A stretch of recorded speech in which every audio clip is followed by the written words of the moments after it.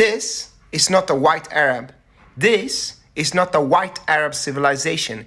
This is an ancient African civilization. These are the people of Kemet. They are black people with curly hair. The Kemites were unanimously described by the Romans who saw them, the Greeks who saw them. This is a first-hand historical proof source, as black with curly hair. The European Egyptologists unanimously agreed that these were black Africans, but later changed the narrative to suit their colonial agenda. Why do you look like the way you look today? Because first the Assyrians invaded my ancestors. Then the Greeks came, then the Romans, then the Arabs, then the Turks. All the greedy people wanted to claim this ancient African culture. But till this day, you people still don't understand what the Ankh means. The ancient Egyptians, 3 no's. No, they were not a mixed people. Maybe in the later Greco-Roman periods, but let's not red herring. When modern anthropologists and Metatron cannot disprove the Egyptians' obvious ethnicity, they go for the average to not offend anyone in Egypt today. That is politics, not historical evidence. The primary sources who saw the Egyptians, the linguistics, the iconography, the DNA tests on skin, hair texture, haplogroups show the same ethnic type of the ancient Egyptians, a tropical West African and a Cushitic East African. Number 2, no, the ancient Egyptians were not a Hamitic race. Maybe a Hamitic people, children of Ham, children of Misraim. When colonial anthropologists couldn't disprove the ancient Egyptians, who are fathers of religion, science, and civilization, obvious ethnicity, they go for a new category, the Hamitic race. But again, there are no races, and even if there would be, the ancient Egyptians would be the obvious tropical West African race. Number 3, no, the ancient Egyptians are not sub-Saharan, because there was no Sahara Desert thousands of years back. It was green, and West Africa was uninhabited. What happened to our beloved ancient Egypt? First came the Assyrians, then came the Persians, then came the Greeks. Everyone knows this guy, this is Alexander the Great. Then came the Romans, then came the Arabs, and then came the Turks. So a process of invasion after invasion after invasion over a span of thousands of years.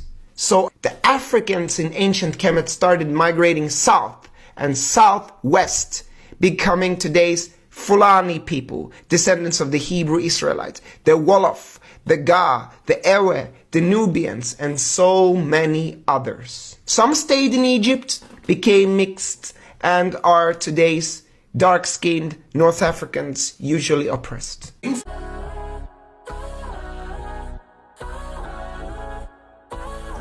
could do it, then work on you.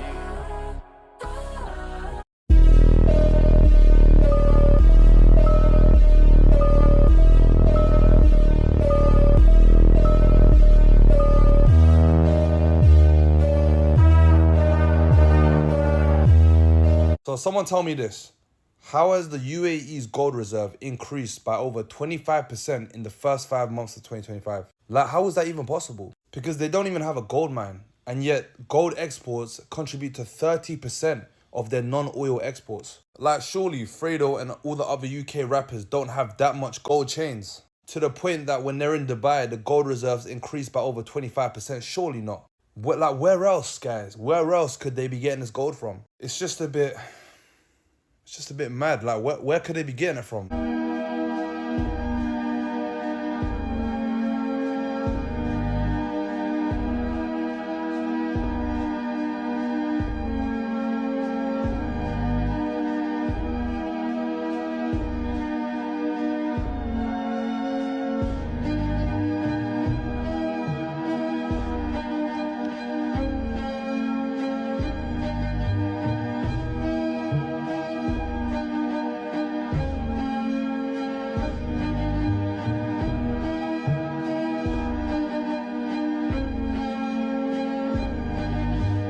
The theme is The UAE is funding and arming genocide in Sudan so they can steal the country's resources. Specifically, its gold. Because let's not forget, this is what Sudan looked like in 1970 before it was pillaged for its resources. And this is what the UAE looked like. And after decades of war and stealing gold, this is what it looks like now. The UAE is the largest importer of Sudanese gold, smuggling in roughly 90% of Sudanese gold exports. And the UAE now has the world's largest gold markets despite having no gold mines of its own. It steals all of that gold from Sudan by arming and funding the RSF. The RSF controls or participates in gold mining operations in areas of Sudan like Darfur and Kordofan, areas that they had just recently attacked and killed civilians in, by the way. So the majority of their cash flow comes from gold. That extracted gold then moves out of Sudan into largely informal smuggling channels, where it eventually makes its way to the UAE to be imported, refined, traded, and monetized. That monetization then comes back to the RSF in the form of funding and weaponry. The UAE is literally buying that gold in blood. And for the UAE, this helped them become a large gold trade hub. They essentially began benefiting from large flows of incoming gold from Sudan, which strengthened its position in the global gold market despite having zero gold mines itself. The entire image of Dubai wealth, Dubai luxury is stolen from Sudan. The UAE is built on the backs of genocide, war crimes, slave labor, and theft. Black people, this is your civilization. This civilization is a Sudanic civilization. Upper Egypt was the fruit of a tree which belonged to Sudan. Sudan was the tree, Upper Egypt was the fruit. Ancient Egypt was split into two kingdoms, Lower Egypt, which was insignificant, and Upper Egypt, which was African. Modern day Egyptians and the rest of the world have painted a narrative that they were part of the Upper Egypt and the Sudanic civilization. It has nothing to do with them. The gold that you see is sourced from Nubia. Nubia or Sudan is the place of gold. Hence, you see that Sudan's gold is ending up in Arabia. The Nubian Kemetic civilization challenges the Abrahamic faith. Our modern world, be it Western or Middle Eastern, is constructed out of the Abrahamic faiths. They have to paint a narrative that the stories that comes out from these religions are true, but they're false. They're not true. Sudan challenges the idea that Kemetic civilization, i.e. ancient Egypt, is not a black civilization. But by the Shebu rings, the gold, the features, you can see that there's an African civilization. They are appropriating African civilization by saying ancient Egyptians were multicultural. But no, Upper Egypt was always linked to Nubia, Sudan. It has nothing really and truly to do with Lower Egypt. It was Upper Egyptians, the Nubians, the Sudanese that went and unified with the Lower Egypt to create one civilization. Sorry for the graphic image, but that's a mummy and that's an afro hair. The same Shebu or neck rings. Sorry for the graphic image. This is Nefertari, and you can see the braids. This is why we need to own our hair industry. The ancient Kemetian people, i.e. ancient Egyptians, were known for wearing wigs. The most popular wigs were Nubian wigs because they showed reverence to where their civilization came from. We've been wearing wigs and weaves for a long time, so don't let anyone make you feel bad about wearing wigs and weaves. Men used to wear it too. There's another wig. This is straight head with a bit of braids at the bottom. Again, don't let them make you feel bad about wearing wigs and weaves. We just need to control that industry, make it safer. It was a status symbol. Yeah? It expressed a part of one's personality. Here's a modern day Egyptian with admixture from Europe and the Middle East holding an ancient Egyptian. They're trying to ethnically cleanse Sudan so that they can put the memory of Black Egypt away forever. That way they will stop the rise of Africa. It is time to rise. We're in that moment, that time. Rise.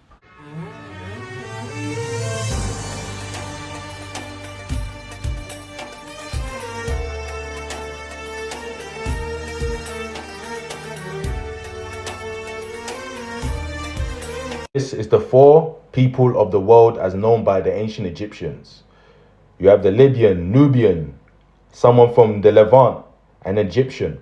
This Egyptian person moved from the Horn of Africa.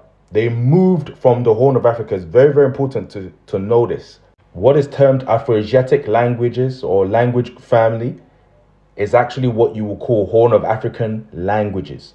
They moved from that region about 15,000 years ago. This is what you may call the Southern Afrasian, Cushitic if you want to, Horn of African people, and this is the Northern, yeah? Sometimes it's called Erythrates, yeah? Same group of people. They moved along this corridor into this region and populated this region. Now the Nubians are Nilo-Saharans. Nubian is a Nilo-Saharan language. Now this image is important because this is how the ancient Egyptians saw the Nubians. This is not what I want to show you, but I saw this in the camera and I thought I might just stress on it. Here's an ancient Egyptian worshipping the god Osiris, which represents the awakened self. You see, he's black. He's in fact called Lord of the Perfect Black, or the Perfect Black God. Modern day Egyptians will lose their mind if they were told to worship a god of this color that looks like these ladies right here. Look at their melanin on these sisters right here. So this is how the ancient Egyptians saw Nubians. But there has to be a caveat to this, because this was how they saw most of the Sudan.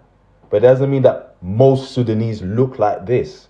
But generally, they saw Nubians as these. Because most Sudanese actually have this complexion. Those in the northern parts of Sudan, a lot of them will have this sort of complexion. So this tells you that there's been a lot of bad things going on in that, Egypt today that we know it. They've been driving us down. As I was saying to you, this is another depiction of Nubians according to the Egyptians. You have this complexion, which is similar to my complexion, which will also be similar to Somalis and Ethiopians and some northern Sudanese people. But you then have you can see the Nur, hope I've said it right there, Dinka and so forth would look like this. But it's important to see that the Egyptians saw these two as the people who occupied most of the Sudan. Does that make sense? And here's an interesting thing. Most Africans don't have that very dark color. It's something that is seldom seen in Africa. It's only amongst certain groups, maybe some of the Nilotes, maybe some people in West Africa, particularly the Senegalese. And there you have the Nubians, as you can see. You can see that despite the brown skin color, you can also see that they look like physiologically, in terms of their facial proportions, they look alike, but just that one is this color, another is that color.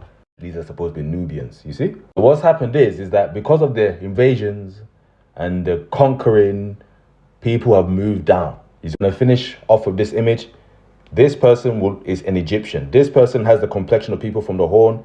But if you really observe it, she also has tropical body plans, elongated sort of neck, slim sort of limbs, etc. Ancient Kemites, not Egyptians, but Kemites, were not Arabs. Arab is an identity that developed 1,000 years later in connection with the Quran and the development of the Arabic language. The ancient Kemites were black African, not like me. My color maybe was in the New Kingdom, but in the Old and Middle Kingdom, they were black African. This has been proven over and over again by Sheikh Anta Diop and others. Linguistic proof, picture proof, craniometric proofs, DNA proofs. They even tested the DNA melanin of mummies. My advice to Africans is that you have to believe in the evidence that is right in front of you. This has been proven over and over again.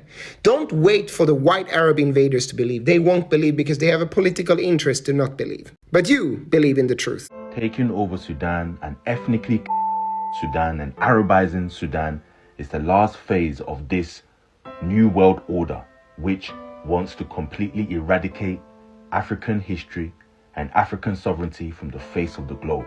And Sudan is the last strong place that challenges the narrative that has been painted by the Abrahamic faiths and Arab supremacy and Israeli supremacy and white supremacy. Sudan was known to ancient Greeks as Ethiopia, to the Arabs as Sudan, land of the blacks. It is the land of wealth. The word Nub means gold, hence the word Nubia, because that's where Egypt sourced its gold. Sudan gave birth to Egypt. Sudanese people built the pyramids in Giza. The first king of ancient Kemet came from Upper Egypt, which was controlled or which was a part of the African civilization along the Nile, stretching to the Middle Nile tradition. Upper Egypt was just the head of that greater body of African civilization. Nama actually went all the way down to Lower Egypt to get rid of the Middle Easterners that were along the lower portion of Africa, something that the Sudanese have been doing over and over again. The first dynasty with Nama, he did it. the Middle Kingdom dynasty, with Atmos the First, all the way down to Thutmose, they all did it. From the first dynasty to the middle period to the 18th dynasty, some of the most important periods and some of the most important pharaohs were all black. This is why the 25th dynasty, the most important dynasty from ancient Kemet, fought tooth and nail to restore and re-Africanize Egypt back to its old glory, like the Old Kingdom. King Pianki, the Sudanese king, will wrestle power away from the Libyan warlords who were full of greed. They were working with people from the Middle East. They had taken over Egypt after Egypt collapsed in the 20th dynasty and had fractured into little petty chiefdoms and kingdoms. For a third of a millennium, all the hard work of Nama, the first black king of ancient Egypt, and the black kings of the Middle Kingdom was laid to waste. So Pianki unified Egypt once again, bringing Egypt back to its past glory. And that 25th dynasty will restore the temples, will restore justice upon the Nile.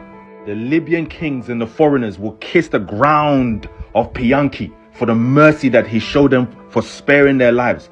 But they would not show gratitude forever. They worked with Assyria, which was a rising power, to come and bring chaos to the Nile again, chaos to Egypt again, which will eventually lead to the Nubian kings moving down to Napata and ruling there for 1,000+ years.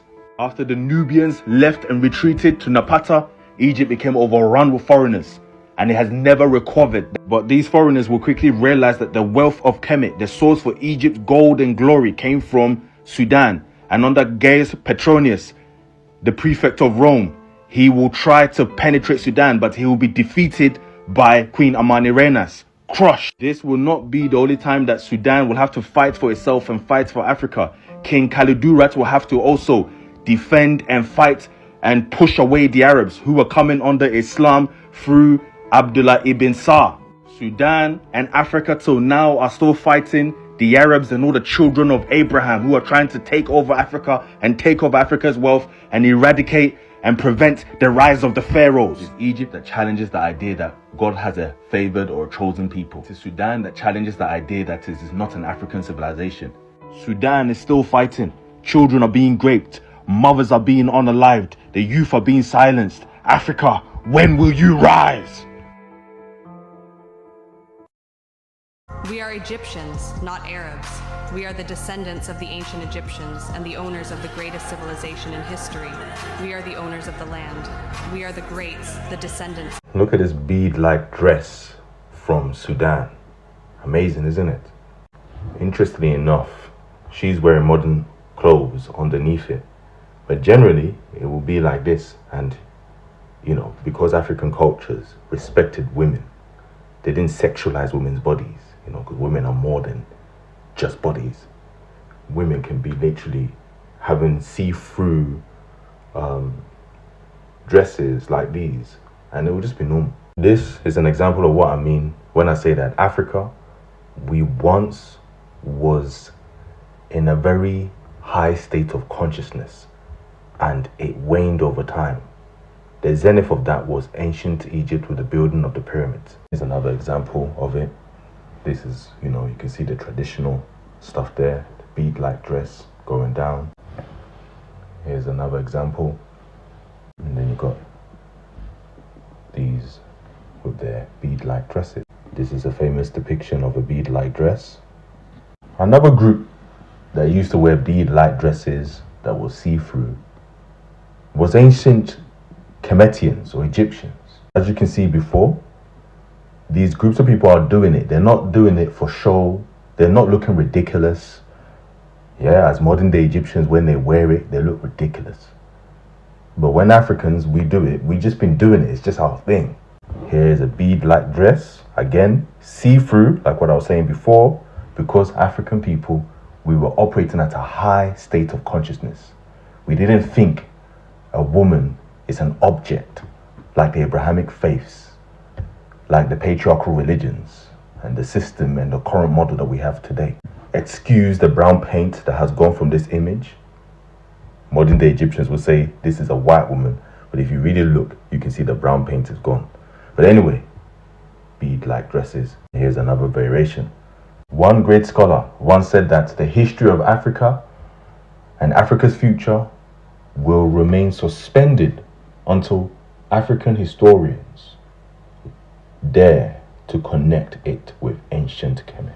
No, the modern Egyptian is not a direct descendant and inheritor of ancient Egypt and its civilization, any more than Donald or Jordan Peterson are Native Americans. To me, it's actually absurd to claim that the modern Egyptian is somehow a direct bloodline and cultural inheritor of the ancient pharaonic civilization. Egypt is the center point of 3 continents, have had endless amounts of invasions and settlers for the last 3,000 years. Hyksos, Persians, Greeks, Romans, Arabs, Persians again, Mongols, Turks, Slavs, British, French, and Napoleon. The modern Egyptian is a descendant of any of those Eurasian people who have settled in Egypt over the last 3,000 years. It's possible they may have a drop of pharaonic blood, but modern DNA studies confirm that that's not the case. If you want to look at inheritors of the ancient Egyptian civilization, they are found among Nubians, Bedouins, and dark-skinned nomads. The ancient Egyptians were black and brown Africans. This truth has been overproven by every category of evidence you can imagine. They have studied the hair of mummies. It shows African wooliness, slightly less than the average. The combs that the ancient Egyptians used were Afro combs. They have studied the DNA of the skin of mummies, concluded dark-skinned black brown Africans. They have studied the skulls of ancient Egyptian mummies, showing black African cranium, such as the red bone Fulani type, including tropical West African skulls with subnasal prognathism. It's this. The ancient Greeks like Strabo and Herodotus saw the ancient Egyptians, describing them as black skin with woolly hair. They have studied the language of ancient Egypt, or Meduneter, which is a Hamitic language similar to that spoken in Horn of Africa. Word tables between Fulani and ancient Egyptian have been produced, and also Wolof and ancient Egyptian. They have studied the culture of the ancient Egyptian, seeing remnants of mummification and magic in parts of West Africa. There are many DNA studies done on the ancient Egyptians, not just the 2017 one you find on Google. Keita in 2018 compiled various different DNA studies done on the ancient Egyptians. Tutankhamun, Amenhotep, etc. show up to 93% tropical West African DNA. But the CT scan has one more surprise for Alejandro. Shammai's ethnicity.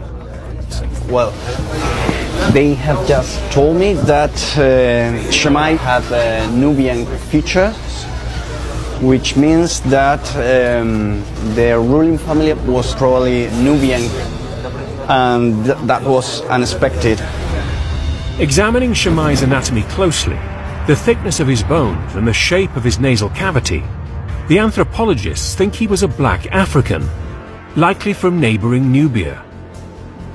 A huge revelation that challenges the prevailing image of the Egyptian ruling class.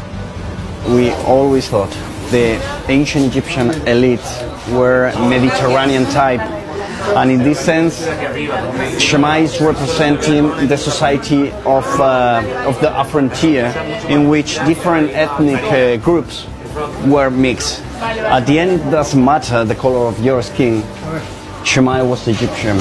We all know archaeologists have been digging for mummies and unveiling mummies and doing research on them. It's been happening for years now, and you know what is surprising for us Africans to watch is the fact that the archaeologists, especially the Western archaeologists, the way they act shocked when they find out that the mummies are actually African descent. Like, you can tell from their features that they are truly black and they're not this Greek or Caucasian that they like to claim. Let me show you this clip of an archaeologist finding out that this royalty that he's discovered is actually not white. But the CT scan has one more surprise for Alejandro. Shammai's ethnicity. Well, they have just told me that Shammai have a Nubian feature, which means that their ruling family was probably Nubian, and that was unexpected. Examining Shammai's anatomy closely, the thickness of his bones and the shape of his nasal cavity, the anthropologists think he was a black African, likely from neighboring Nubia. A huge revelation that challenges the prevailing image of the Egyptian ruling class. we always thought the ancient Egyptian elites were Mediterranean type, and in this sense, Shema is representing the society of the upper tier, in which different ethnic groups were mixed. At the end, it doesn't matter the color of your skin. Shema was Egyptian. You saw the disappointment on his face, like when they told him the features of the face, you know, it's more like a black person and not a Caucasian person. He seemed shocked. Like, a royalty, a queen, a king, an African descent? How can that be? And I'm like, are you even studying your history? These are Africans, pure Africans. They're not Caucasian. That's what you like to tell the world, and that's you rewriting history. That's not actual truth. So sometimes it's nice to see them, you know, finding out the truth in front of our eyes so that they can't hide it. Now this is documented. He can't take it back. He can't lie to us. And it's really satisfying to see his devastation and realizing that no, these people that built the pyramids, these people that were an ancient civilization were black people, not you. So just accept that, take that pill and relax and start telling the truth. If you're an actual historian, if you're an actual scientist, an archaeologist, you would want to get to the truth. You don't want to change it. You want to tell it as it is. So start doing your job right. That's what I have to say about that. We are Egyptians, not Arabs. We are the descendants of the ancient Egyptians and the owners of the greatest civilization in history. We are the owners of the land. We are the greats, the descendants of the greats.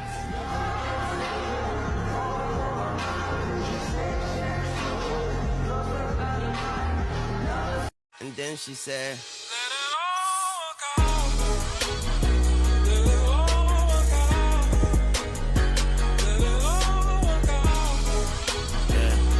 they were dark skinned, but they were not black. But they're not Negro. Because look at the lips of the Negroes like that and the nose like this. It's not really the Egyptian origin at all. It's different, completely different. And this is why we have, you cannot connect the Egyptian civilization with the African at all. It's different. Or from Syria, Palestine, Mesopotamia, it's different completely. The only reason why modern day Egyptians like him get away with the stuff on ancient Egypt is because black people are not interested in any ancient Egypt. Black people can't see the connection between ancient Egypt and where they are now. If black people saw that, trust me, they wouldn't be running away with it the way they are. Literally feel and see the hate just emanating from him, radiating from him. The crazy part about all of this is that he even has black in him. That's the joke. Most North Africans have black in them. But that black side, they want to remove it with a scalpel. What features is he talking about? What, this snub nose? These thick lips? I mean, what happened to his? It's gone. And this is Tutankhamun's dad. I mean, he's got my lips. This is the 12th dynasty. Look at his hair. Afro hair, that is. To get it to be like that. Obviously, the nose is gone. With some funny stories with the nose. But that's a black person right there you're looking at. This dynasty was a black dynasty.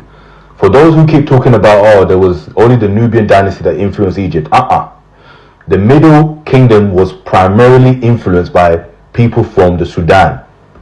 Yeah? They restored Egypt back to its great order. Kings such as Ahmose I. Yeah? That whole Middle Kingdom period.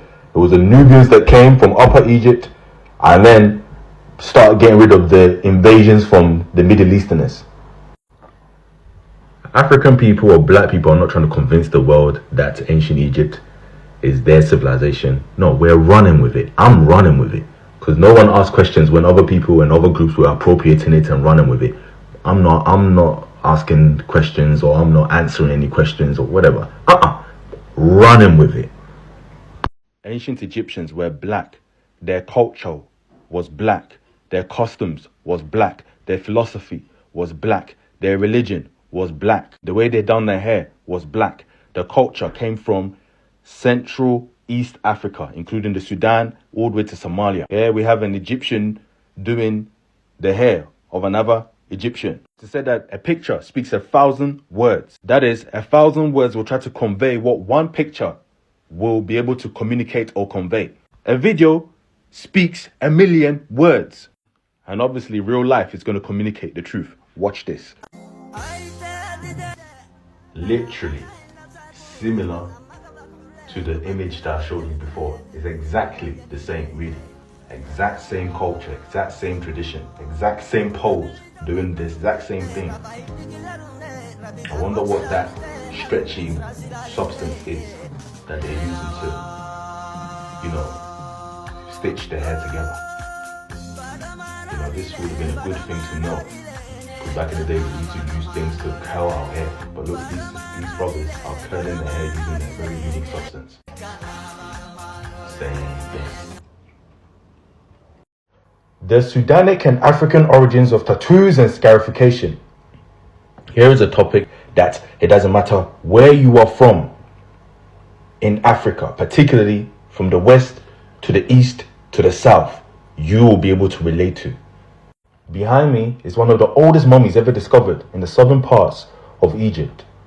This mummy didn't even undergo the natural wrappings that we normally see with ancient Egyptians. His was due to the natural environment, the hot sun. More than 5,000 years ago, on his arm, they discovered a bull-like shape on his upper arm. This one is the Middle Kingdom towards the New Kingdom, with tattoos of baboons on her neck. In this paper by Geoffrey Tassi, we have identifying the practice of tattooing in ancient Egypt and Nubia. And in this paper, he talks about the history of tattooing in ancient Egypt and Nubia, what types of people did it and for what reasons that they did it for, etc. Now, why have I brought this up? I've brought this up because tattooing and scarification is something that it doesn't matter whether you're from East Africa, the Horn, South Africa, West Africa, we all do. And we will all understand the significance of it once I bring the pictures up. Let's take a little detour on who the Egyptians and Nubians were and what parts of Africa they lived in. These two groups of people are the same group from the same race. They've lived side by side for thousands and thousands of years. Anyone with this phenotype would have lived from around this region all the way down. And then as you get to lower Nubia, it starts to change, and in upper Nubia, it changes even more. This is Pharaoh Taharqa from the Nubian dynasty, the 25th dynasty of ancient Nubia and Egypt. He ruled both. And this is Nur from Sudan. What you're looking at is you're looking at the forehead. Similar tradition, or basically the same. This head of a statue is an ancient Egyptian representation of someone from Nubia. Again, you can see the lines or the scarification, and the scarification on this Nur, and the scarification on this little boy here. We go back to Geoffrey Tassi's paper, says that as human remains with evidence of tattooing have not been identified in Egypt before the Middle Kingdom, the origin of Egyptian tattooing has frequently been attributed to Nubian influences. And here he goes, indeed, a Nubian origin for some of the Egyptian mummies has been suggested. For those curious, you can just type this in. This one's from The Independent. You can type this in. So look at the scarification and the tattooing on this figurine right here, and you have a little model right here. This is a real mummy with, baboons, as I was saying before. Take a look. She's from Ethiopia. Look across her arm. She's also got the Egyptian shebu going on. Another one from Ethiopia, tattoos. I need the South Africans to confirm that she's from South Africa, but from my knowledge, from South Africa. From the Horn, tattoos. And then this is the ancient Egyptian figurine. Look at that. And you know what I'm about to say. Modern day Egyptians scream that they're the same as their ancestors, but they share nothing. They don't have no cultural continuity between them and their ancestors. But just go a little bit down to Sudan, East Africa, even West Africa, you find evidence of ancient Egyptian culture. Scarification in Ghana. We know why we do this in Ghana. Nigeria, Ethiopia, another scarification process. Ghana, Nigeria, Eritrea. Here's another one you may characterize as Eritrean. It's hard to say sometimes. Meet Fatima, a 110-year-old financial mother from Egypt, modern day Egypt. Another one from Egypt. Scarification on their faces. someone from West Africa, another one from West Africa, East Africa, West Africa. The tradition and culture is coming from Africa. So the mystery of who the Egyptians were is no mystery at all. It's just that people are denying it. I'm going to end this with the words of Dr. Amos Wilson, who says that if you don't know who you are whoever somebody says that you are. Black people have been bumping fist since 5,000 plus years ago.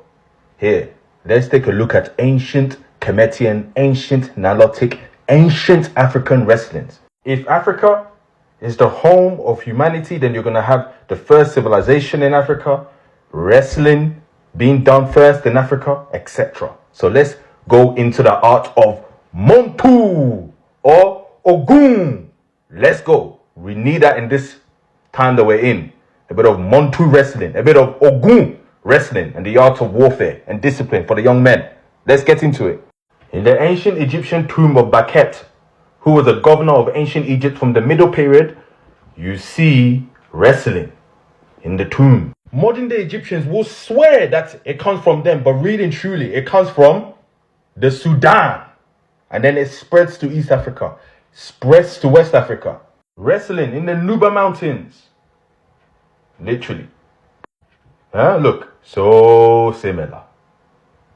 On top of it, we can clearly see that these are brown-skinned people. Here's another image.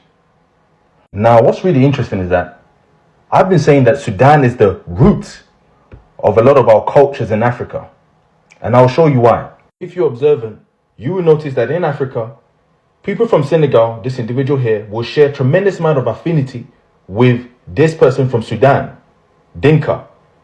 People mistake these two types of individuals all the time. But they also have an interesting tradition. Look, this is Nubian or Nuba wrestling. This is Senegalese wrestling. Hey! It's not easy.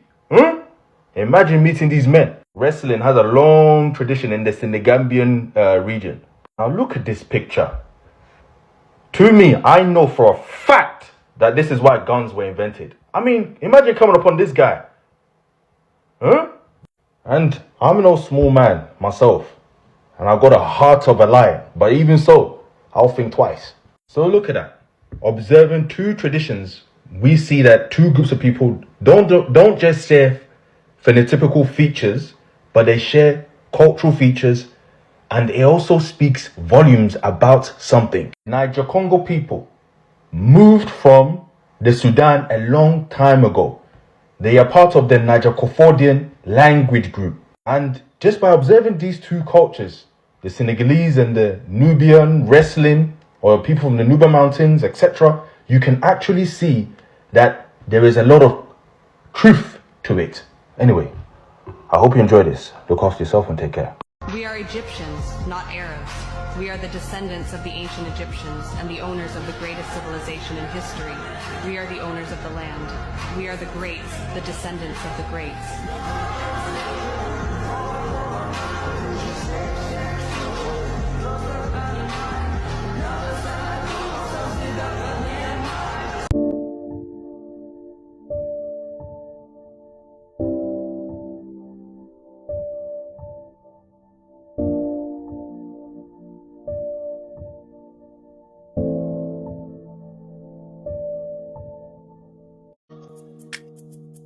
يلا بيا بيضة وشلة فحوط في السلك يا ولاد الناس أقول لك حاجة الرقيز قلبه تايتانيك يا ولاد الناس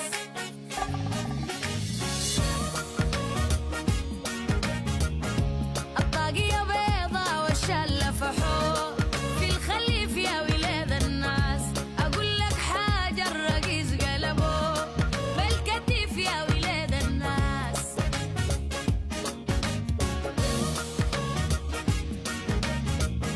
جلابية بيضة وشلة فحوط في السلك يا ولاد الناس. Now, this is something they never tell you. There are more pyramids in Sudan than Egypt. Like a lot more. Over 200, and yet crickets. No documentaries, no textbooks, no tours. Why? These pyramids are smaller, but sharper. Perfect angles, perfect alignments. Built by the Kingdom of Kush, way down the Nile. Some even say they're older than Egypt's. But here's the wild part. Sudan's pyramids have carvings, symbols, star maps, some that match Mesopotamia and even Mesoamerica. So how do cultures thousands of miles apart share the same sacred geometry? It's like they had a blueprint, like they were connect. But Sudan doesn't get the spotlight Egypt does. Because Egypt's story is polished, packaged, it fits the timeline they want to tell. The pyramids of Nubia sit untouched, covered in sand, surrounded by silence. Why aren't we digging there? Why aren't we studying that? Unless they don't want us connecting the dots. Because if the pyramids weren't just Egyptian, if they were part of a global system, then everything changes. Dude, what else are we missing?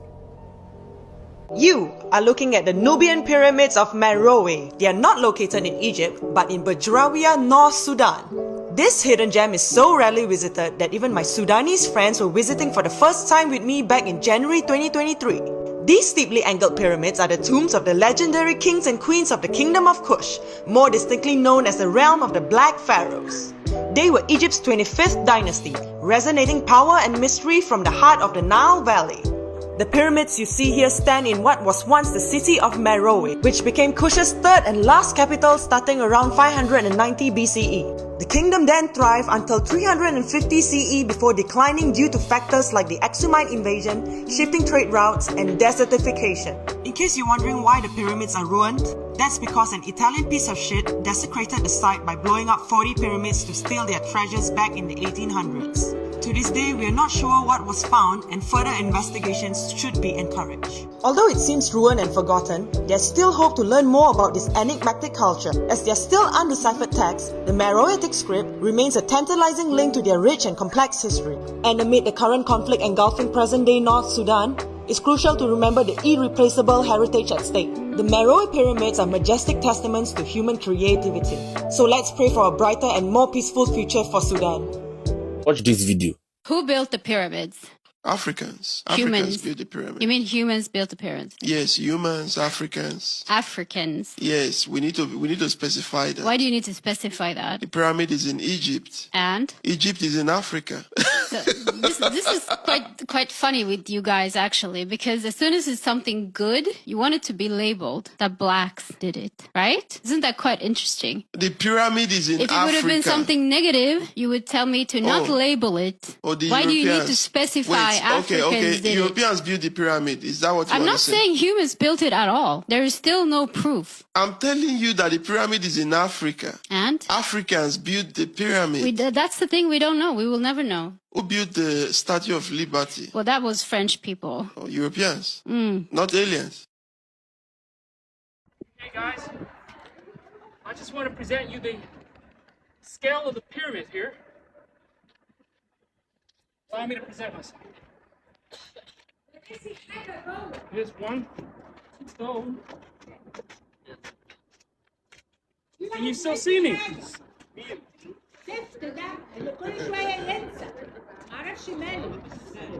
Can you still see me? This is the scale size of the Great Pyramid. So why is he having video?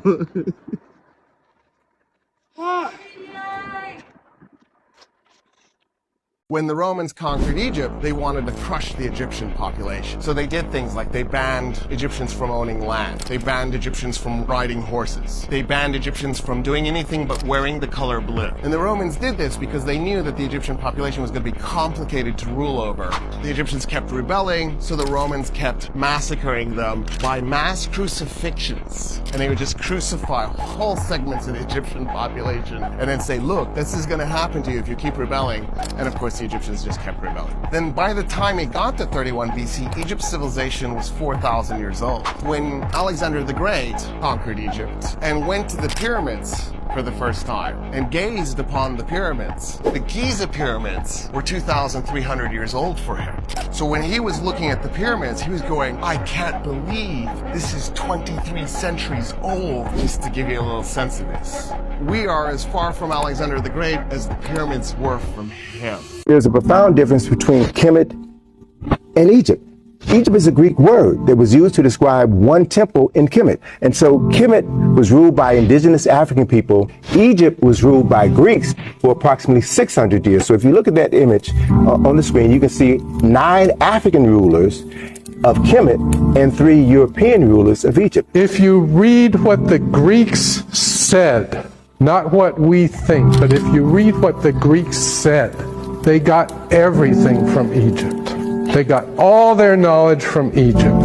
Pythagoras spent 15 years in Egypt. And what did he have to do? He probably had to spend 5 years convincing them that he was worthy to get the knowledge that they had. And the Greeks did this. And they said that they got all their knowledge from the Egyptians. Remember, knowledge was power. Knowledge was sacred. Knowledge was something you just didn't publish in the newspapers. Knowledge was guarded very closely because it was of tremendous value. You wouldn't give it to anybody. Now, when did we come up with the idea that the Greeks created everything from scratch? It happened in the 18th and 19th century. And in the 18th and 19th century, it was decided that it was just not appropriate for all this knowledge to come from an African country. Let me leave you with some thoughts here. Okay, please do.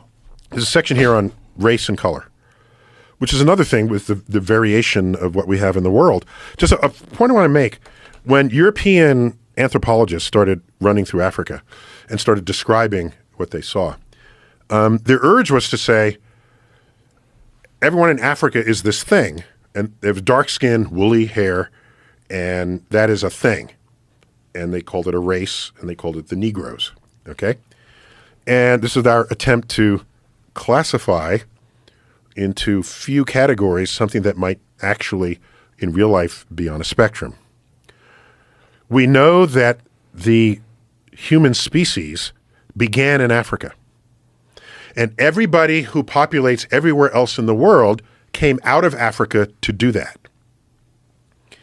What that tells you is that the genetic diversity within Africa as the origin of our species is greater than it is between any other two people anywhere else in the world. But because the anthropologists were not thinking genetic diversity, they're thinking skin color. They put them all in one bin. But if you have the most genetic diversity, then in practically every way humans vary, you would find the extreme of that in the African continent. Where would you find the tallest people in the world? The Watusi tribe of Africa. How about the shortest people in the world? Pygmies. The Pygmies. Not even that far away. Right. Geographically. They have the same skin color, so the Europeans said these are one group of people, one race. Where might you find the slowest people in the world? Well, no one looks for them. Where would you find? There's no races to find the slowest people. How about the fastest people? Africa. Okay? People of African descent have dominated the long distance as well as the sprint, two completely different physical abilities. Oh, but they're all dark-skinned people. They're all Negroes. Okay? Where would you likely find the dumbest person in the world? Africa. How about the smartest person in the world? Africa. How about the Egyptians? The Europeans did not look for people smarter than they were. Okay? And to this day, where they find evidence where that might have been the case, you have people saying aliens did it. Egypt is, of course, in Africa. Yeah. A brilliant civilization. Oh my gosh. While Europeans were still either disemboweling heretics or whatever the hell they were doing, even before that, thousands of years ago. So my point is, if you don't look for it and you don't find it and you're going to create a map of humans of the world, you're going to put yourself at the top. That's what you're going to do. And you're going to write things like this. Who do you want to hear from? Thomas Jefferson or Francis Galton? Jefferson. Jefferson, 1785. Speaking of the Negroes, Comparing them by their faculties of memory, reason, and imagination, it appears to me that in memory, they are equal to the whites. In reason, much inferior, as I think one could scarcely be found capable of tracing and comprehending the investigations of Euclid. And in imagination, they are dull, tasteless, and anomalous. What is Euclid? I honestly don't know how many Euclid-fluent white people Jefferson knew in the original American colonies. Euclid invented geometry. Okay, Euclidean geometry is ancient Greece. And his books still exist to this day. So he's saying the black slaves don't know Euclid, can't figure out Euclid. Well, they haven't been educated. Well, regardless, The whole how thing is so many ridiculous. white farmers in 1785 USA also knew Euclid? Yeah, No. zero. Okay. Okay. But whatever were his observations and objections to black people, he had no hesitation continually mating with at least one of them, producing 6 children. So you know what I did here? Then there's a guy who wrote a whole book comparing black people and white people, a book that was used into the 1960s. It was called The Origin of Races by Carlton Kuhn. He wrote, if Africa was the cradle of mankind, which he recognizes, it was only an indifferent kindergarten. Europe and Asia were our principal schools. So these are people putting themselves at the top. He's white, so he's got to put white people at the top. Then I thought, suppose anthropologists were black racists instead of white racists. What would they write? What would they come up with? Well, also what he's saying is ridiculous because if it's kindergarten, how did they do the pyramids? It's the most complex structures ever known to man. Hold on. So and we can't reproduce today. All of it's ridiculous. My only point is, when you have that mindset and you have to put yourself at the top, and all people with dark skin are one entity, you're not looking for people smarter than you. You're not. There's other evidence here. Do you realize that the people who get the highest scores on standardized tests in England are people, immigrants from the Igbo tribe in Nigeria? And their kids outscore all the quote native white people in the town. If you're not looking for them, you're not finding them. It just doesn't. It's a thing. It's all here in this chapter, and all I'm doing is bringing science to it. That's all I'm doing here. We are Egyptians, not Arabs. We are the descendants of the ancient Egyptians and the owners of the greatest civilization in history. We are the owners of the land. We are the greats, the descendants of the greats. We are Egyptians, not Arabs. We are the descendants of the ancient Egyptians, the owners of the greatest civilization in history. We are the owners of the land. We are the greats, the descendants of the greats.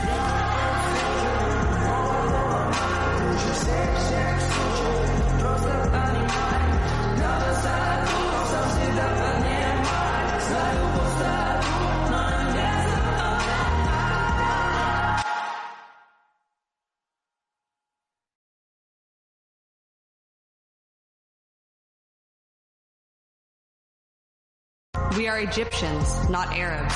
We are the descendants of the ancient Egyptians and the owners of the greatest civilization in history. We are the owners of the land. We are the greats, the descendants of the greats.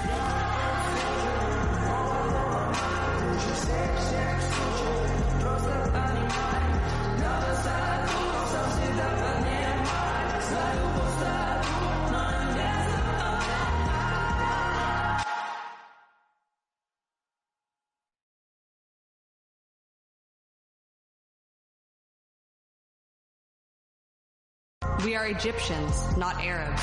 We are the descendants of the ancient Egyptians and the owners of the greatest civilization in history. We are the owners of the land. We are the greats, the descendants of the greats.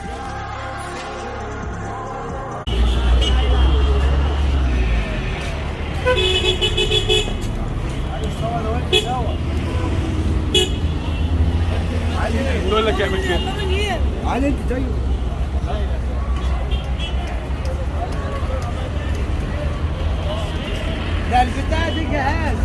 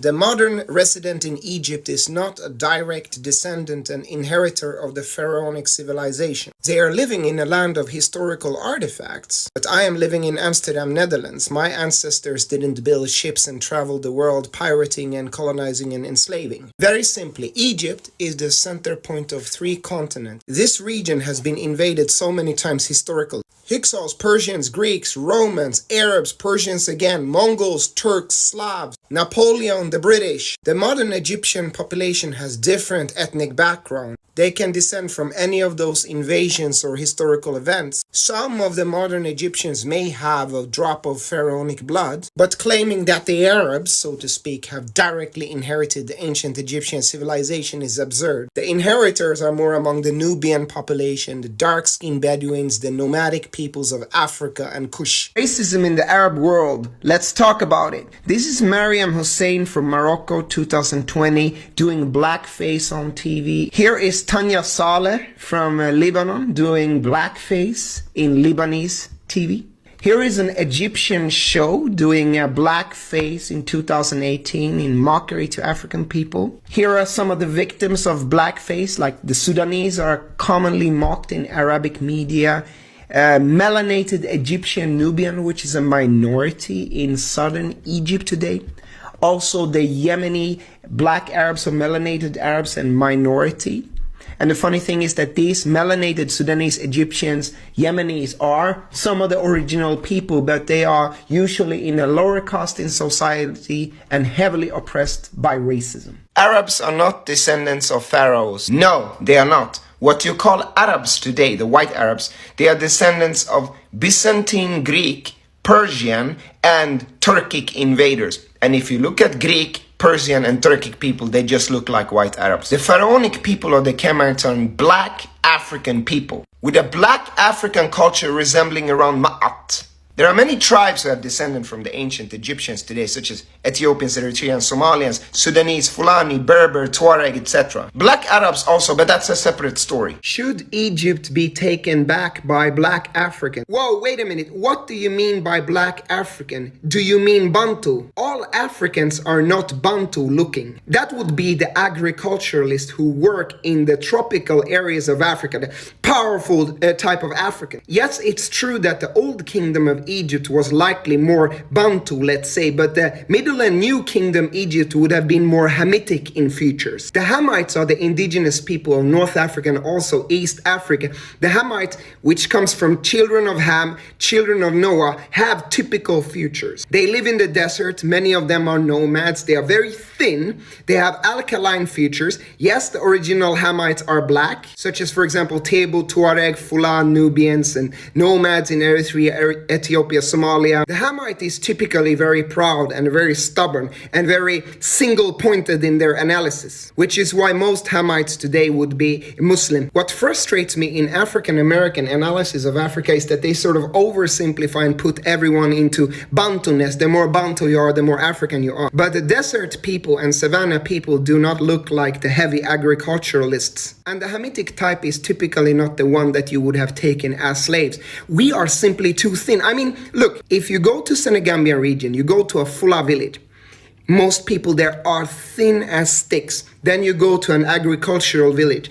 They are heavy and strong as hell. Senegalese wrestling will never be done by Fulas. They are gonna break. If you take Fulas as slaves, they are gonna die in the ships. And Fulas and other people like East Africans, they are too proud and stubborn. They are gonna rebel too much. So the Hamitic type is another kind of African, and the Hamitic type is the one that were indigenous to ancient Egypt. The people today in Egypt, some are descendants of the ancient Hamites. Others are invaders that have no relation to the land. Ancient Ethiopia and modern Ethiopia is not the same region. Just like ancient Sudan and modern day Sudan is not the same. Or ancient Ghana, modern Ghana also not the same. Ancient Mauritania and modern day Mauritania is also not the same.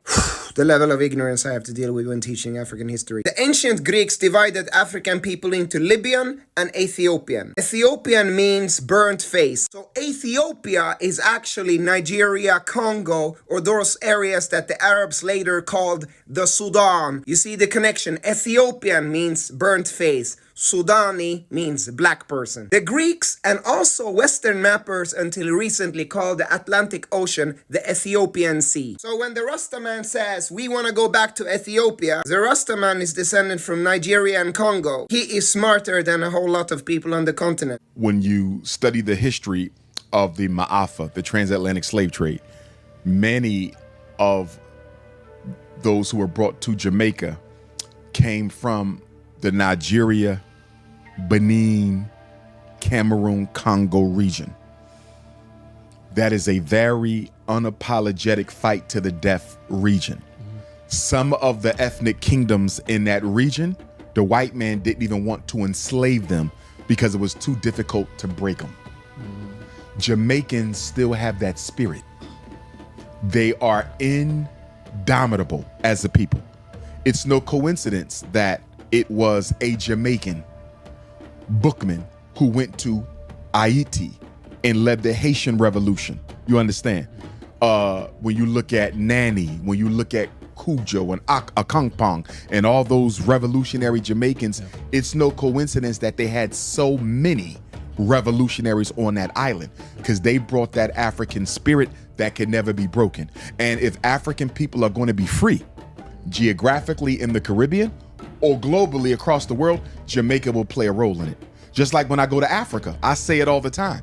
In order for Africa to be free, Nigeria will have to play a role in it because of their indomitable spirit.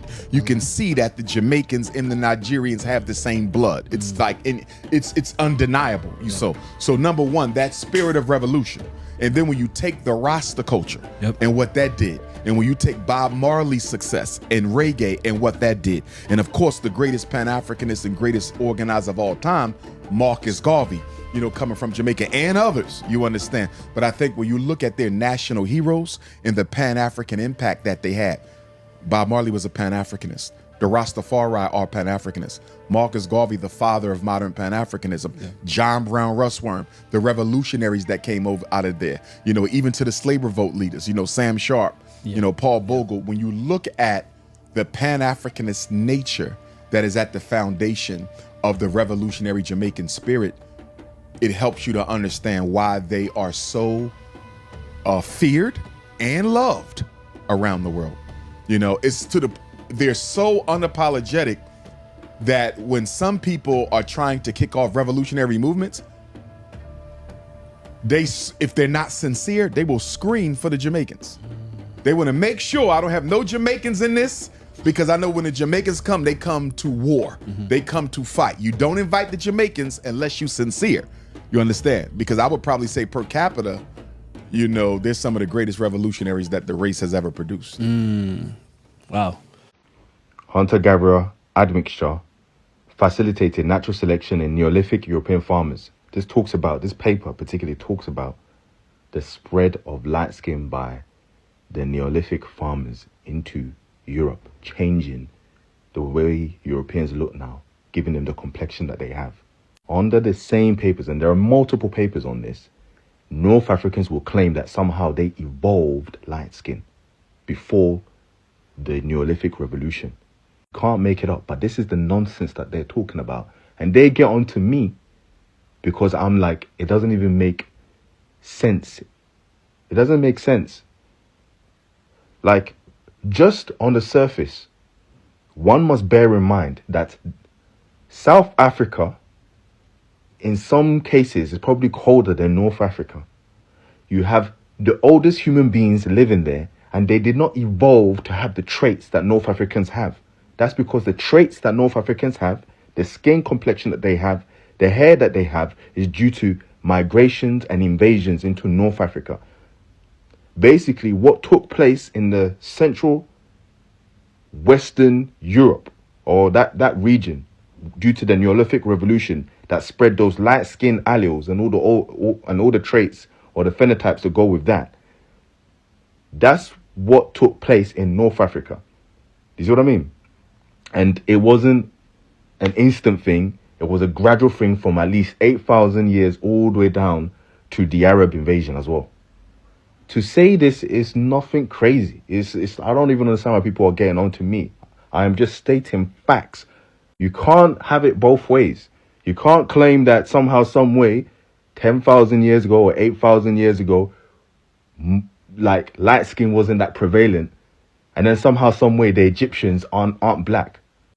The ancient Egyptians had black body plans. That's the best way to put it, because I don't want to say tropical body plans, sub-Saharan body plans, but they had black body plans. According to this paper, Variation in Ancient Egyptian Stature and Body Proportions, 2003, Sonia Zak-Zariski, they had tropical body plans.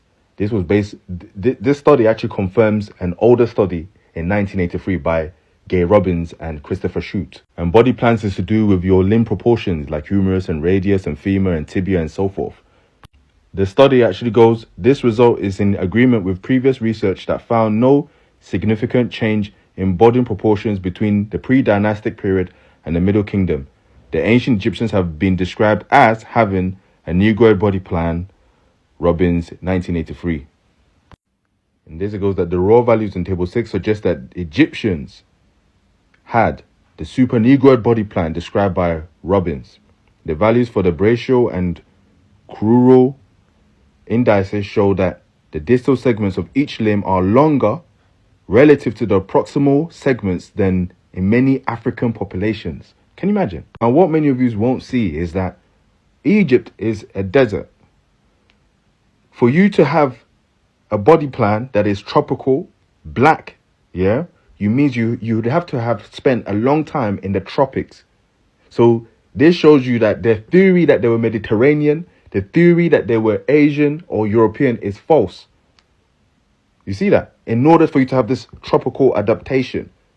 So this shows you that they adapted in the tropics and moved down to the Nile. This confirms what the Greeks were saying, like Diodorus Siculus, who stated that the Egyptians are a colony sent out by the Ethiopians. And then their language that they spoke was African. The Egyptian is part of the Afroasiatic language group, which is definitely comes from Africa. And then furthermore, it's closer to Chadic and Amazigh branch and some of the Cushitic branches. Anyway, it's a lot.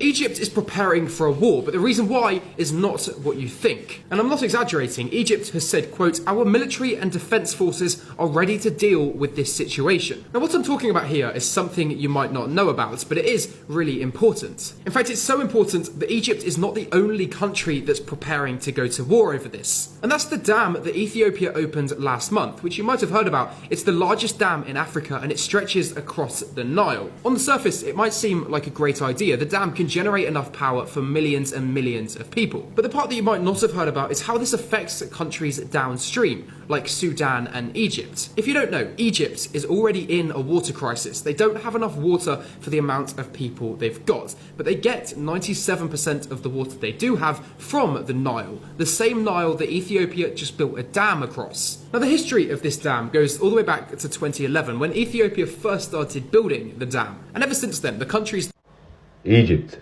claims to be an Arab republic in Africa. Even Somalia claims to be part of the Arab League, and they should just get rid of that. You see?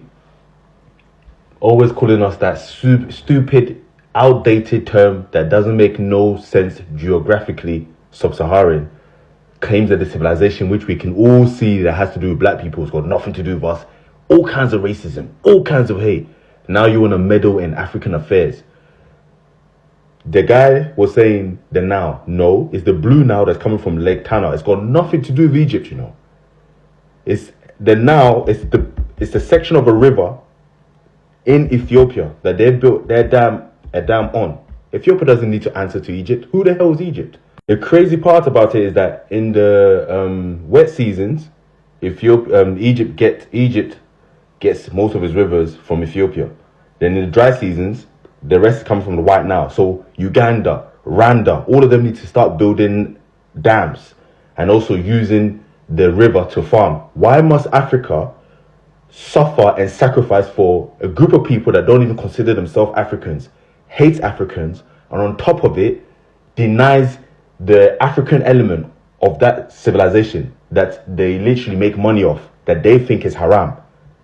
The days of sacrificing and giving is over for Africa and to the rest of the world. So Egypt wants to start lying about the blackness of of his African civilization, of the history that is there, that they're profiting off of, spewing hate in the comments. I told you guys, I keep telling you guys, the ones you keep coming on my page, it's checkmate. The more you do it, the more you will reap what you sow. I promise you. The whole continent is going to unite. I promise you. Watch this. Look, it's going to unite. And you're not going to do nothing to Ethiopia too, because that's not going to run. The last time they were trying to fight Ethiopia, even black Americans conscripted to fight Italy.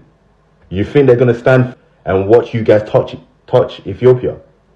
You guys got something coming on. You guys got to stop. It's the end. Africa is not sleeping no more. We are getting more knowledge as well. So you guys better wake up. This area, the Levant, is historically the most strategic location in the world. Why? Because it gives you access to Egypt, Mesopotamia, and Anatolia. Historically, the three wealthiest parts of the world. So whoever controls the Levant is able to always threaten Egypt. Okay? And for most of history, this part, the Levant, was an Egyptian colony. But remember that after the Bronze Age collapsed, Egypt was no longer able to project power in the Levant, and so the different empires fought for the Levant in order to threaten Egypt. Okay? So Jerusalem is literally the center of the world. We'll see that throughout history, people have considered Jerusalem the center of the world, both for religious reasons, but also mainly for geopolitical and trade reasons. Okay? Now, the other thing to remember about this area is that it's highly competitive because it's hard to protect Mesopotamia. Okay, it's very, very wealthy, but as you can see, there are these mountain tribes over here that can always threaten Mesopotamia, okay? So this is a pattern in history where whoever established an empire in Mesopotamia is always being threatened by the mountains, the regions, the borderlands. Okay, this is a pattern throughout. Or things you can do to make the conversation about Israel and the relationship with Israel a lot healthier than it currently is. Here are the four. The first is get some global perspective on what we're talking about.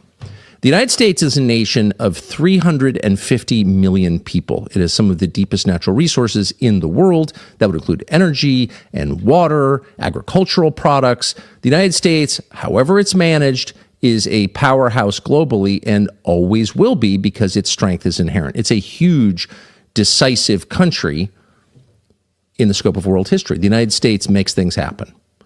Israel is not an insult, merely an observation. By contrast, is a tiny and inherently insignificant country, at least geopolitically, in that it has only 9 million people and no natural resources, no meaningful natural resources. So it is insignificant. It is also physically tiny. It's about the size of New Jersey, famously, but it has a much smaller GDP than New Jersey. It is a much smaller economy than the state of New Jersey. It has an economy about the size of the state of Arizona and almost one half the economy of the state of Massachusetts or Illinois. It just doesn't really matter, actually. If you're looking at a map and thinking through, where does power politics go, Israel's not even on the list. Again, it's tiny. It's got the population of Burundi. It's got a smaller population than Belgium. What is this anyway? And yet, despite its objective insignificance, it is the focus of the conversation, but it's also the focus of the spending. So right now, as we speak tonight, there are 2 THAAD missile batteries in Israel. That's 1/4 of the world's total supply of THAAD missile batteries. The THAAD missile battery is an American-made, very high-tech missile battery that takes incoming missiles out of the sky. And 1/4 of the world's entire supply of these is in Israel right now, manned by U.S. troops, by Americans. In uniform or not, they are American military personnel, and they are manning these batteries to protect Israel. And that shouldn't surprise you, because since October 7th, 2023, which is a little less than 2 years ago, the United States has spent at minimum $30 billion defending Israel. Huge. And for some perspective, the entire Israeli military budget before October 7th was about $25 billion. So the United States has put at least $30 billion into defending Israel in less than 2 years.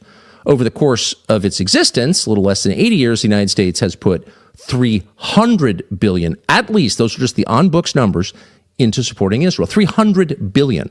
Israel is by far, no one comes close, the largest recipient of U.S. aid over time and currently. So anyone who says, oh, it's just a drop in the bucket, it's totally insignificant, is lying or doesn't know the numbers. By the way, number 2 is Egypt. So why are we spending so much money on Egypt? Well, we're doing it at the request of Israel. So you could probably add that to the tally. It's not an attack. It's merely perspective. We are spending our time, our money, and we're taking enormous risks on behalf of a country that geopolitically is not significant at all. The interesting thing is, most Americans have no idea that this is true. They don't know how disproportionate our attention to Israel and our spending on Israel is relative to the rest of the world. And if you want some sense of how disproportionate, India and China combined, neither of which is a strong ally at the moment, combined represent more than a third of the entire world's population. Both are rivals economically, both are rivals militarily, at least potentially. And our relationship with them has gotten worse, or is at the very least languished, because of our relationship with Israel, because of the bandwidth consumed by tending to it, and also because of some of the inevitable conflicts that have arisen because of our support for Israel, which is engaged in an extremely controversial, which is to say hated war in Gaza, which is not even really a war. It's a massive displacement of people and killing on a grand scale of unarmed people, of unarmed combatants, of civilians, of women and children. And the world sees this, and the world rejects it, and the world hates it. And so Israel's people have been killed in Gaza, a lot of kids. And that's inflaming the populations of some of these countries, again, specifically Egypt and Jordan, to such a point that those governments could fall and cause like massive chaos, including in Europe. Is that a factor? As that worry, is that a factor? Huge factor. It's a huge factor. I think King Abdullah in Jordan has done an amazing job of figuring out how to deal with that instability. But, you know, in some respects, he's been lucky. I think Egypt is a flashpoint. All the good that happened in the Aoun election because of Nasrallah and Sinwar being eliminated, that could all be reversed if we lose Egypt. What happened in Syria was a huge data point for the region. I mean, getting him out, Assad, was a big deal, and no one ever expected it. But Egypt has a very restive. I want to say the stats in Egypt are huge unemployment among under 25, like 45% unemployment. Yeah, a country can't exist like that. They're largely broke. They need a lot of help. If we have a bad event in Egypt, it could take us back. And Saudi Arabia also large. You know, I mean, he's an amazing leader, MBS. But people are worried about his young population and how they're looking at this whole thing, which is why we've got to solve Gaza. Because if we solve Gaza, which is the conditioned precedent to Saudi normalizing, then Saudi can normalize. And if they normalize, we're building on the framework of the Abraham Peace Accords, which of course is the lot of people will be killed in Gaza. Something smells funny, and it's not the 130 billion cubic meters of natural gas that Egypt's government just agreed to buy from Israel. What smells funny, of course, is the most populous Arab republic making deals with the pariah state that's terrorizing the Palestinian people, to the outrage of tens of millions of Egyptians, no less. So the full news is, in 2018, let's try that again, Egypt signed a deal to import Israeli gas, and now, 7 years later, they just agreed to extend that deal out to 2040, right? 15 years from now, agreeing to buy 130 billion cubic meters of gas at a price 14.5 or 14.8% higher than the price of the gas in the original deal. So they're actually paying more to Israel, I guess inflation, for the gas over the next 15 years. The cost, $35 billion for the Egyptian government. the economic deal comes alongside General turned President of Egypt, Abdel Fattah el-Sisi, denouncing the Israeli state for what's going on in Gaza. So he's denouncing the Israeli state, saying, how could you be doing this? Please, someone get me a pen so I can sign this massive deal for gas. Harsh words to appease the Egyptian people on Gaza, and though it seems not to be working very well in practice. And then chummy energy deals with that same occupation. The Arabs call Israel al-Ihtilal, meaning the occupation. They just don't even, they're like, let's not even label it a country, right? Anyway, why? Well, because Egypt needs energy for its huge population. It needs it, it wants it, it must have it, right? Gots to turn the lights on. That was a Gollum reference from Lord of the Rings. Yes, I'm an absolute nerd. Yes, let's just move on, please.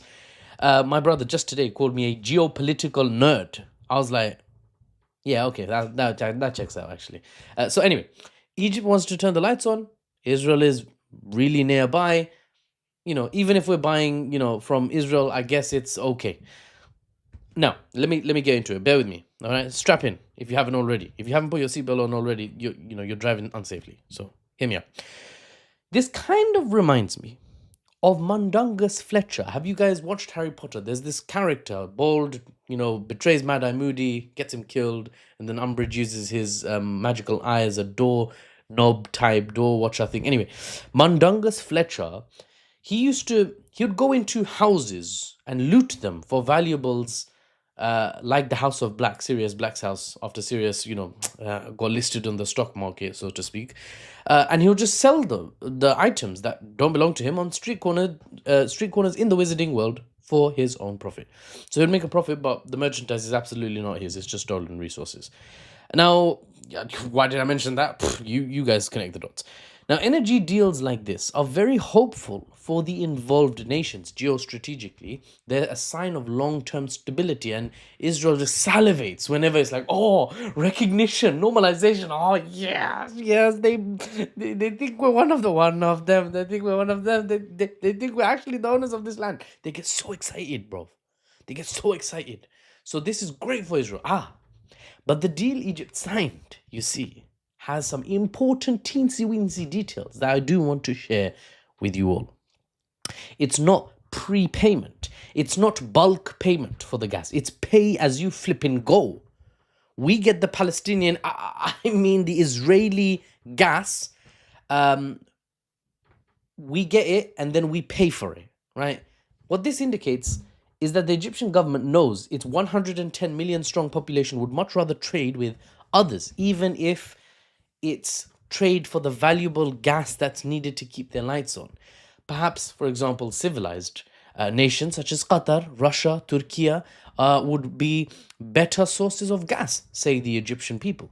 And recent reports suggest Egypt is in talks to secure future gas deals with these other civilized countries. A reasonable contingency plan, given that at any given moment, your deals with Al-Ihtilal may fall through. After all, a government that doesn't exist can't supply you with any gas whatsoever. But we were promised this gas for 15 years, the Egyptian government might say, right? We were promised this gas. There was a deal. Well, yes, there was apparently land that was promised for the last 3,000 years. But promises are not always kept. It is where it is. Now, to conclude, Egypt made a deal based on practicality and need, but the Egyptian people are they're under extreme pressure, right? This is the part of the news that's more nuanced, more contextual. The Egyptian people are under extreme pressure and are pressuring in return the Egyptian government. The government is having to fight the will of its own people in terms of local foreign policy, meaning foreign policy of the Middle East, the Egyptian neighborhood, right? Every move to build closer ties with Israel might be economically viable, might be economically prudent, all right? Erasing all kinds of sort of ethnic, cultural, historical factors, modifiers to the potential relationships between Egypt and its neighbors, everything removed. These deals, such as this $35 billion one for gas, might be a great move. But geopolitics doesn't operate in isolation. a state has to consider its own government stability, it has to consider its people, it has to consider outside forces, it has to consider the domestic as well as the foreign, right? It has to consider what resources do we have, what risks do we have, our geography, what does it allow for an enemy to do? Are we vulnerable from the east? Are we vulnerable from the west? Do we have mountains we can hide under? What do we have water resources, or do we have to acquire it from other countries? For example, Egypt has problems because further upstream of the Nile River, Ethiopia is building the GERD, the Grand Ethiopian Renaissance Dam. And that's going to cause problems because if Ethiopia decides, okay, we're going to limit the flow of water, all of Egypt, which is basically built around the Nile, is not going to survive very well. So Egypt has to consider all of these factors, and its administration has to consider the human element, the 110 million Egyptians, and how they're going to feel about Egypt taking energy in the long term from al-Ittilal, as many would call it. So they're running a pay-as-you-go model, which is very indicative of even the Egyptian government's understanding that, we can't really make long-term deals and pay for things, 10 years in advance, because 10 years from now, we really don't know what could happen, right? Round 2 with Iran pops up, and then Iran drops some Khorram Shahar 5s up in this area of the Middle East. Now what? Things could change very fast, is what I'm trying to say. Every move to build closer ties with Israel costs the Egyptian government more public satisfaction. It leads to more public dissatisfaction, and they already walk on very thin ice, the Egyptian government, or thin sand. Or thin glass. Let's say thin glass, because Minecraft taught me that sand is what's used to actually make glass. It's very counterintuitive. You can't look through sand, but glass, obviously. Anyway, point is, time will tell how long the Egyptian government can keep a lid on the Egyptian people, for better or worse. I'm not calling for, revolution or rebellion, but I'm also not saying blindly support the Egyptian state. I give you the information, and you know what? It's the Egyptians at the end of the day that have to decide where they sit, what they're going to do, what they're not going to do.